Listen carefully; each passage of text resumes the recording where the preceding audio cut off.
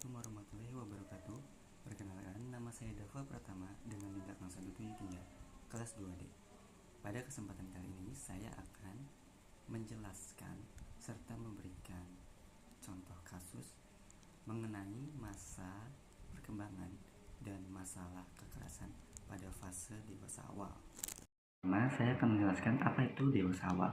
Dewasa awal adalah masa peralihan dari ketergantungan ke masa mandiri, baik dari segi ekonomi, kebebasan menentukan diri sendiri, dan pandangan tentang masa depan yang sudah lebih realistis.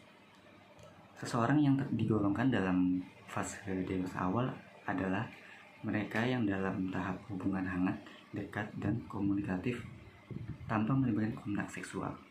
Bila gagal dalam bentuk intiman, maka ia akan mengalami isolasi. Isolasi ini diekspresikan karena mereka mengalami kegagalan dan merasa berbeda dari orang lain. Dan apa itu kekerasan? Menurut Siregar pada 2013, kekerasan didefinisikan sebagai bentuk kekuatan atau kekuasaan untuk menyakiti atau menekan orang lain.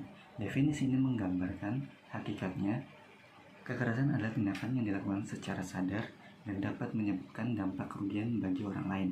Dampak tersebut bervariasi, pastinya bukan hanya fisik, melainkan meliputi faktor psikologis. Nah, contoh kasus yang saya ambil di sini adalah kasus kekerasan fisik. Kekerasan fisik di sini adalah seperti memukul, menendang, atau mendorong. Kasus yang saya ambil di sini adalah kasus pengeroyokan yang dilakukan oleh sekelompok remaja di Madiun.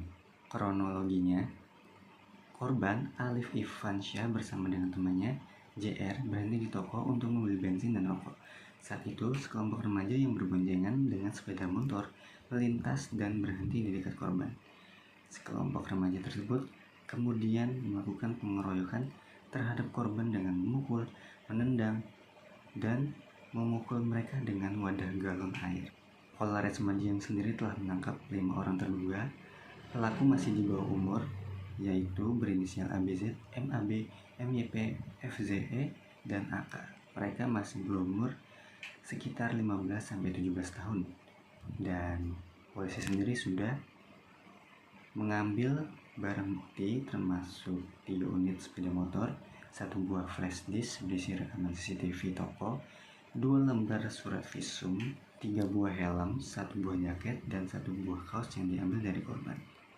Dari hasil penyelidikan, pengeroyokan ini dipastikan tidak ada fanatisme berlebihan terhadap organisasi pencaksilat yang diikuti oleh para pelaku, jadi jangan disambut paut dengan perguruan pencaksilat.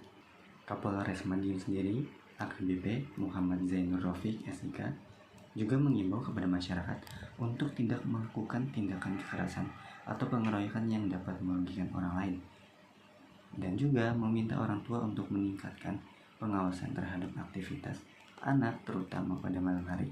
Polisi juga akan terus melakukan upaya pencegahan dan tindakan terhadap tindak pidana yang dilakukan oleh anak di bawah umur. Peran keluarga sangat penting dalam mencegah remaja terlibat dalam perilaku menyimpang yang berujung pada tindak pidana. Dalam kasus ini dapat disimpulkan bahwa perlunya ada pengawasan yang lebih komprehensif dan tegas dari pihak orang tua.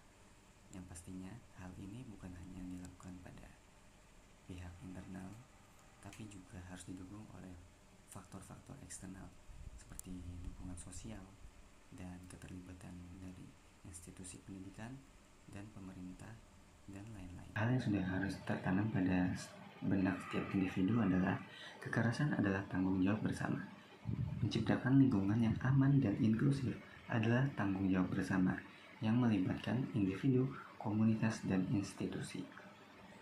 Semua pihak harus berkomitmen untuk mencegah kekerasan dengan saling mendukung, melaporkan tindakan kekerasan, dan memberikan promosi saling menghormati.